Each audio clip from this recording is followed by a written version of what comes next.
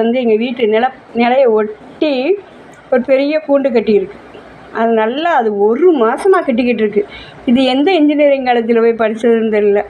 நல்லா கட்டிக்கிட்டு இருக்கு. ஆனால் இந்த செங்குளவி இப்படி கூடு கட்டி வச்சுருந்தா வீட்டுக்கு ரொம்ப நல்லதுங்காங்க. இது மாதிரி பல கூடு கட்டியிருக்கு.